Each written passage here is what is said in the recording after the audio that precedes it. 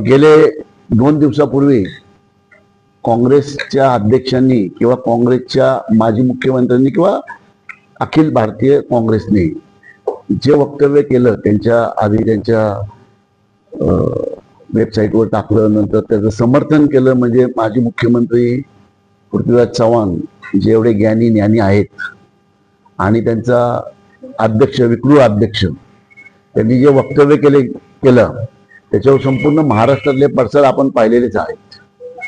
पण त्याहून मला अध्यक्ष मी काल रात्री मला असं वाटलं होतं की ही पत्रकार परिषद मला कॅन्सल करावी लागेल, कारण मी काल आदरणीय पवार साहेबांनाही एक पत्र लिहिलं, राहुल गांधींच्या मेलवरती पण एक पत्र मेल केलं पूर्णपणे, आणि माननीय शरद पवार साहेबांना पण आणि सुप्रियाताई सुळेंना पण एक पत्र मी त्यांना व्हॉट्सअपद्वारे पाठवलं. सांगण्याचं तात्पर्य आहे की जे राहुल गांधी विरोधी पक्ष देशाचे त्यांच्या अजून बुद्धीत का घुसत नाही की ह्या महाराष्ट्रामध्ये त्यांचा अध्यक्ष किती घाणेरड्या प्रकारची वर्तणूक करतायत, किती घाणेरड्या प्रकारचं वाक्यरचना करतायत. आणि तेही अशा स्त्रीबद्दल की या स्त्रीवरती 6 महिन्यापूर्वी असा आघात झालेला आहे. म्हणजेच आपल्या उपमुख्यमंत्री सुनीताई वहिनी पवार 6 महिन्यापूर्वी अपघाती अजितदादांचं निधन झाल्यानंतर त्या ज्या पद्धतीने त्या धैर्याने ते आणि त्यांची 2 मुलं राजकारणामध्ये सक्रिय झालीत आणि होत आहेत अजून भविष्यात, अशा परिस्थितीत सुद्धा ह्या लोकांना काल सांगून सुद्धा अक्कल येत नाही आणि ते त्या शब्द त्यांचा माघार घेऊन माफी मागत नाहीत किंवा राहुल गांधी त्या वक्तव्याचा निषेध करून त्यांच्या अध्यक्षाला सांगत नाहीत किंवा घटक पक्ष त्यांचा राष्ट्रवादी शरद पवार गट पवार साहेब सुद्धा का सांगत नाहीत हे मला अजूनही आता कोडं पडलेलं आणि आश्चर्य वाटले की जे काँग्रेस महिलांना सक्षमीकरण म्हणून संबोधतं, जी राष्ट्रवादी शरद पवार गट की जे महिलांना 50% आरक्षण दिलं असं जाहीर करत त्यांनी दिलं होतं, त्यांनी पवार साहेबांना महिलांबद्दल जो आदर होता तो आदर कुठे गेलाय, त्यातली त्यात त्यांची स्वतःची सुनेबद्दलचा आदर कुठे गेला हे माझ्या लक्षात अजूनही येत नाही. माझी त्यांना अजूनही विनंती केली मी ज्या पत्राद्वारे पवार साहेबांना जे मी वाचून दाखवतो आपल्याला की आदरणीय शरद पवार साहेब आपल्या आघाडीतील काही नेत्यांकडून उपमुख्यमंत्री सुनीताई पवार वहिनी यांच्याबद्दल गांभीर्याने म्हणजे जे वक्तव्य आहे त्याचे तुम्ही आपण गांभीर्याने दखल घ्यावी. मी पत्र कोणत्याही राजकीय हेतूने लिहित नाहीये साहेब. महाराष्ट्रातील अनेक नेते पाहिले पण राजकारणात अभ्यासू संयम आणि वैयक्तिक सन्मान याची मर्यादा जपणार नेतृत्व म्हणून आपल्याकडे लोक पाहत होते आणि पाहत आहेत. कदाचित तुमच्या घटक पक्ष नेत्यांना याचं भान नसावं. महाराष्ट्र उपमुख्यमंत्री सुनीताई वहिनी यांच्याविषयी आपलं महाविकास आघाडी नेत्यांकडून गुंडीगुडी असा अनौपचारिक शब्द वापरण्यात आलेला आहे. बाब म्हणजे या शब्दप्रयोग समर्थन काही वरिष्ठ नेत्यांनी केलं समोर आले आहे. ही घटना केवळ एका महिला उपमुख्यमंत्री अपमान नसून महाराष्ट्रातील प्रत्येक महिला स्वाभिमानी धक्का देणारी आहे. साहेब, राजकारण भूमिका बदलू शकतात, पण पक्ष बदलू शकतात, विचारधारा बदलू शकते, परंतु रक्त आणि कुटुंबातून नाती कधीही बदलत नाहीत. सुनीता पवार, अजित पवार केवळ महाराष्ट्राचे उपमुख्यमंत्री नाहीत तर त्या आपल्या पवार कुटुंबाच्या सून आहेत. एका ज्येष्ठ कुटुंबियाच्या नात्याने आपल्या सुनेवर सार्वजनिक जीवनात अशा प्रकारच्या अपमानास्पद भाषा वापरली जात असेल तर त्या वेदना केवळ राजकीय नसतात तर त्या एक कुटुंबाच्या असतात. मतभेद असले तर आपल्या घरातील एक महिला सन्मानक प्रश्न हा राजकारणाच्या पलीकडचा असतो. साहेब, महाराष्ट्रात लाखो नागरिक आजही आपल्या केवळ एका पक्षाच्या नेत्याप्रमाणे पाहत नाहीत तर एका वडीलधाऱ्या समंजस आणि नात्यात मान राखणाऱ्या व्यक्तीप्रमाणे पाहतात. म्हणून आपण आपल्या सुनेचा सन्मान ते उभं राहावा अशी अपेक्षा व्यक्त करीत आहे. कोणत्याही राजकीय भूमिकेपेक्षा माणुसकी अपेक्षित आहे. साहेब, आयुष्यात पवार कुटुंब मोठ्या वैयक्तिक आघात केला. अशी कठीण काळात सुनीता पवार यांनी वैयक्तिक दुःख मनात ठेवून महाराष्ट्राच्या जनतेसमोर सेवा करण्याची जबाबदारी स्वीकारली. अशा वेळी त्यांचे धैर्याचे गौरव व्हायला हवा होता, पण दुर्दैव आपल्या मानसिक वेदनेवर राजकीय उपवास करण्यात आला. मी महाराष्ट्राची संस्कृती राजकारणात न शोभणारी बाब आहे. इतिहास साक्ष आहे की आपण विरोधकांशी तीव्र राजकीय संघर्ष केला, पण व्यक्तीचा अपमान कधी कोणाचाही केलेला नव्हता. राजकीय संस्कृती भाग म्हणून दिला नाही. आजही महाराष्ट्रात आपल्याकडून त्यांचे नैतिक नेतृत्व अपेक्षित आहे. आज प्रश्न केवळ सुनीता अजित पवार यांचा नाही प्रश्न आहे सार्वजनिक जीवनातील प्रत्येक महिलेचा सन्मान आहे. आज जर एका महिला उपमुख्यमंत्रीची अशी भाषा वापरल्यास सामान्य मानले गेले तर उद्या गावातील पहिला सरपंच, जिल्हा परिषद सदस्य, आमदार, खासदार किंवा इतर कोणत्याही महिला लोकप्रतिनिधींना अशी भाषा वापरणे धाडस वाढेल. ही परंपरा इथे थांबली पाहिजे. अशा महिला सक्षमीकरण, सामाजिक न्याय आणि सभ्य राजकीय संवादात पुरस्कृत राहिले आहात. त्यामुळे आपण आपल्या आघाडीतील कोणत्याही घटक पक्षाकडून महिला अपमान करणे भाषा वापरली जात असेल तर त्याचा संपर्क आपण नैतिक भूमिका घेणं आवश्यक आहे. त्या अनुषंगाने आपणास नम्र विनंती की उपमुख्यमंत्री सुनेत्रा पवार यांच्याविषयी करण्यात आलेले गुंगी गुडिया या अपमानाचा शब्दप्रयोग आपण सर्व निषेध करावा. संबंधित काँग्रेस नेत्यांनी सदर वक्तव्य तात्काळ मागे घेऊन सुनेत्रा अजित पवार तसेच महाराष्ट्रातील सर्व महिला समाजाच्या बिनशर्त सार्वजनिक माफी मागावी यासाठी आपण पुढाकार घ्यावा. काँग्रेस पक्षाच्या अधिकृत संकेतस्थळी, सामाजिक माध्यम आणि इतर सर्व अधिकृत व्यासपीठ सदर अपेक्षित मजकूर तात्काळ हटवण्यात आपण महाविकास आघाडी स्तरावर योग्य ती भूमिका घ्यावी. महाविकास आघाडीतील सर्व घटक पक्षांनी महिला लोकप्रतिनिधींविषयी सन्मानपूर्वक भाषा वापरण्याची आचारसंहिता स्वीकारावी यासाठी आपण पुढाकार घ्यावा.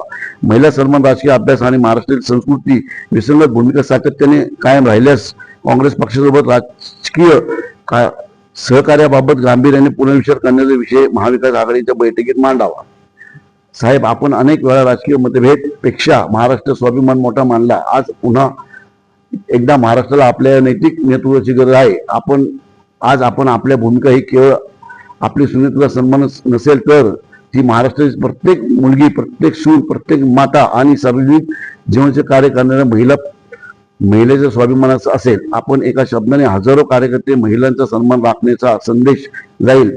महाराष्ट्र पुन्हा एकदा अनुभवेल की पवार साहेबांनी राजकारणापेक्षा संस्कार मोठे आहेत, मतभेदापेक्षा माणुसकी मोठे आहे, असा सत्तेपेक्षा स्त्री सन्मान मोठा आहे. ही मनापासून अपेक्षित आहे. आपला नंबर संजय का. आता ह्याच धर्तीवर आम्ही राहुल गांधींना एक पत्र पाठवलं होतं. आता ह्या पत्रावरती अजूनही कुठल्या स्तराला, काँग्रेसचं कुठल्याही स्तरावरती काही असं वक्तव्य नाही आलं किंवा त्यांना त्याची लाज वाटतेय किंवा त्यांना शर्म वाटतेय, असं कुठलंही चित्र आता तरी डोळ्यासमोर नाहीये. परंतु माझं आपल्या माध्यमातून असं आव्हान आहे या काँग्रेसवाल्यांना की जर का तुम्ही हे शब्द मागे घेऊन सुनेत्राई वहिनी व महाराष्ट्रातल्या सर्व महिलांची माफी मागली नाही तर ही गोष्ट खूप गांभीर्याने घेतली जाईल.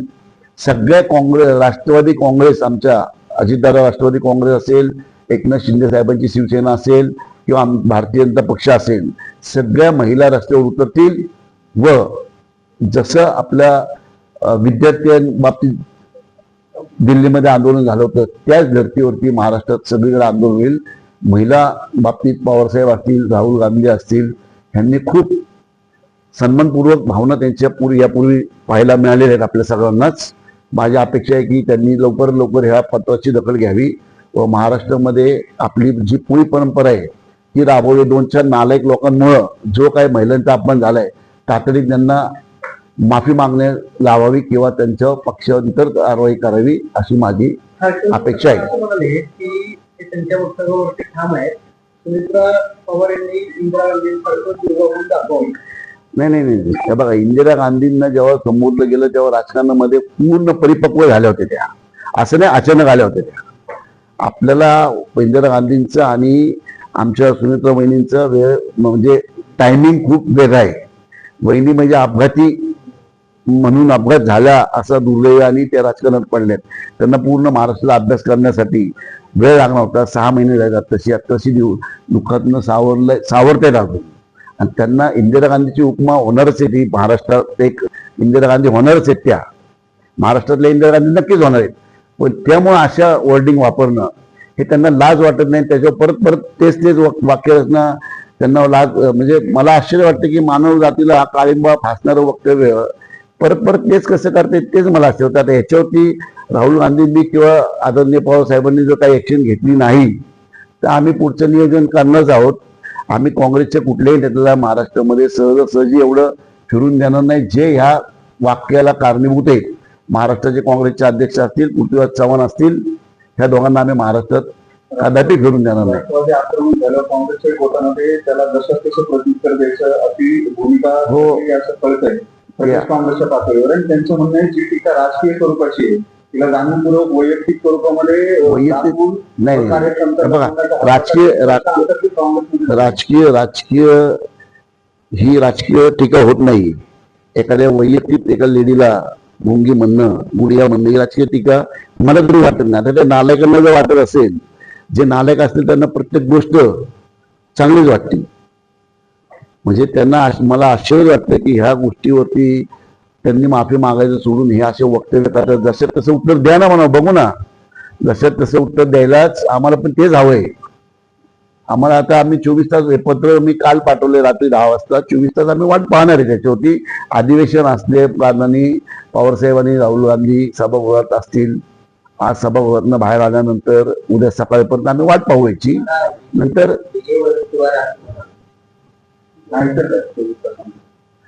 24 तासानंतर त्याची ऍक्शन घेतली जाईल ना. जिथे दोघं असतील तिथं आमचे कार्यकर्ते जाऊन त्यांना बरोबर सरळ करतील.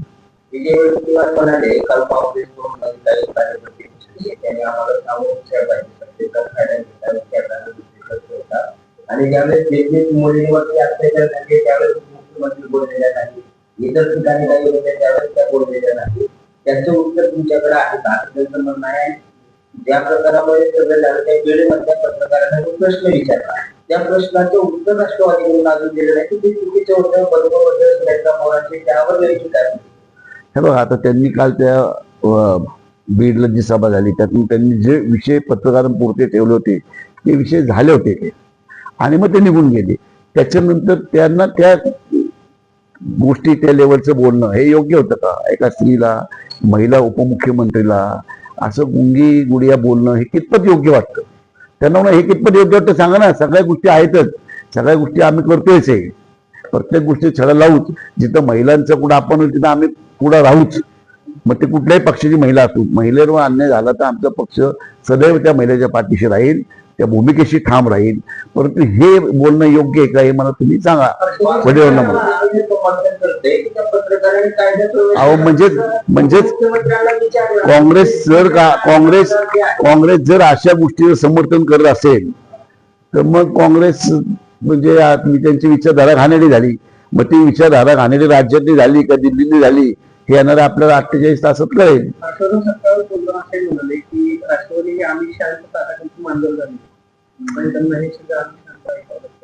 कोण कोण म्हटलं काय? हर्षवर्धन सपकाळचं वाक्य रचना काय ते बघणं म्हणून. कोण कोणा ताटा खालचंय, तू कोणाच्या ताटा खालचंय ते बघणं म्हणून. तुझी लायकी नसताना तुला अध्यक्ष काँग्रेसकडे कोणी लायक माणूस राहिला नाही म्हणून बेलायक लोक काँग्रेसने अध्यक्ष केलीत. लायक माणूसच राहिला नाही त्यांच्याकडं अशा घाणेरड्या वृत्तीमुळं. त्यामुळे जे नालायक लोक आहेत त्यांचं आम्हाला गांभीर्य घेण्याचं काही कारण नाही. त्यांच्या बोलण्याला काही उत्तर द्यायची गरज नाही. आम्हाला ऍक्शन पाहिजे की राहुल गांधी आणि आदरणीय शरद पवार काय करते ह्या भूमिकेकडे आमचं लक्ष असतं. सर पत्र पाठवले त्याच्यात सुप्रिया सुळेंनी पण या संदर्भात भूमिका ठोसपणे पुढे मांडली आहे. सुप्रिया सुळे भूमिका मांडतीलच. सुप्रिया सुळे एक महिला आहे आणि त्यांच्या घरातल्या महिलेचा अपमान झालाय, त्या नक्कीच मांडतील आणि पवार साहेबही मांडतील म्हणून मी त्यांना पत्र लिहिलंय. नक्कीच ते भूमिका घेतील याच्यावरती. काँग्रेस मधलं आहे पवारांना त्याच्यामध्ये ओढायचं म्हणजे कारण नाही, ओढायचं कारण नाही. बघा पवार साहेबांना ऐका ना, आम्ही पवार साहेबांना, कारण तुमच्याच पत्रकारांनी एका मला काल विचारलं की पवार साहेबांची भूमिका काय असेल याच्यात, तर मी म्हणलं अर्थातच पवार साहेबांची भूमिका याच्यात की काँग्रेसला माफी मागायला भाग पाडतील ते. जर मला एखाद्या पत्रकारांनी विचारलं, तुम्ही आता जसं वडीवारचं विचारलं किंवा त्या अध्यक्ष काय वेगळा बोलला असं बोललं, तसंच काल मला एका पत्रकाराने विचारलं की पवार साहेबांची भूमिका काय असेल याच्यात, तर मग साहजिक आहे पवार साहेबांच्या सुनेत, आमच्या सुनताबाईंनी सुनेत, तर त्यांची भूमिका, तर त्यांचा अपमान झाला तिथं आवाज उठवणारच ना. उद्या पवार साहेब असतील, सुप्रियाताई असतील घरातल्या, किंवा पवार साहेब सुनेपेक्षा जास्त महिलांवरच्या धोरणांवरती पवार साहेबांचं खूप बारकाईने लक्ष असतं आणि सदैव महिलांना त्यांनी चांगल्या मार्गदर्शनाखाली पाहिलेलं आहे.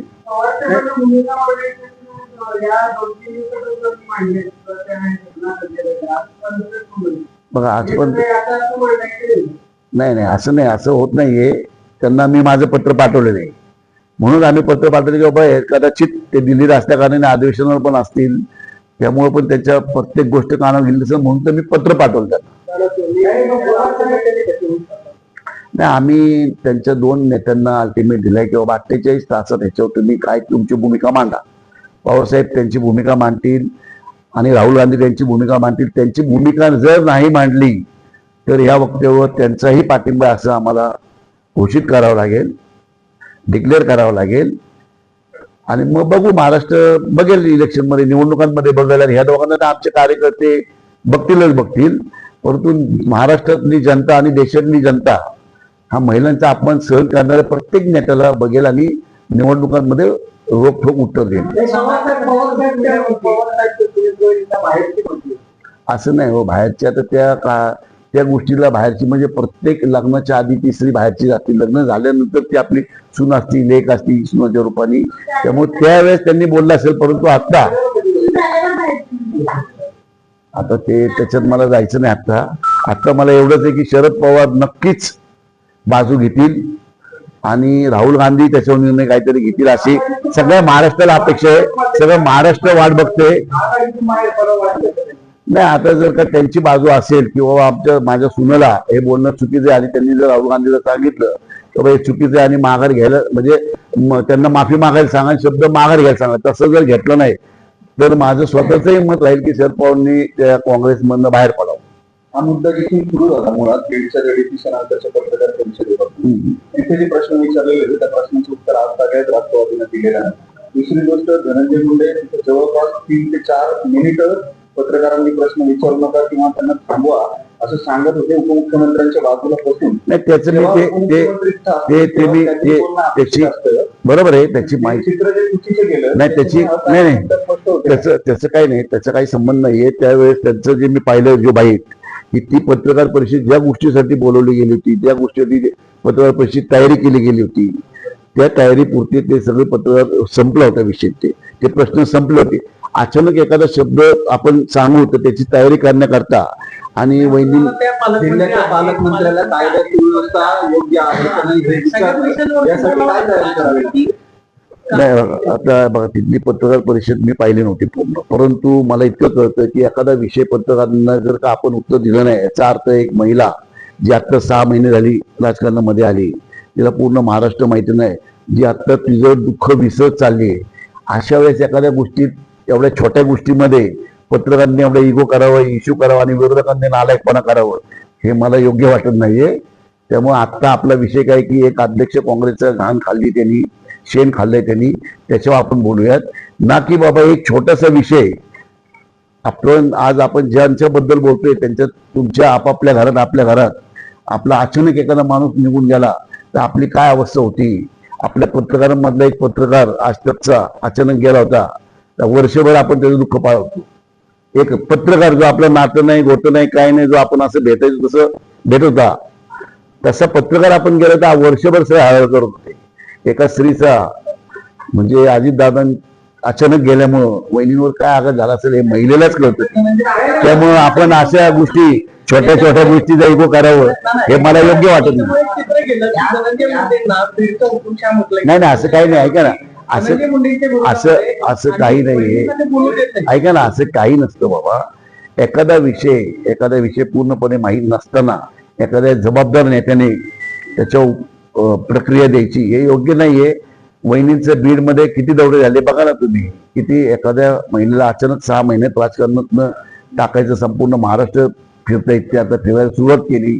तर मला वाटत नाही की तुम्ही पत्रकार किंवा हे विरोधक एवढ्या छोट्या गोष्टीचा इश्यू करून का राहिले तेच मला कळत नाही.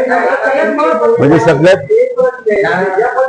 राष्ट्रवादी कालपासून जी आक्रमक झाली राष्ट्रवादी हो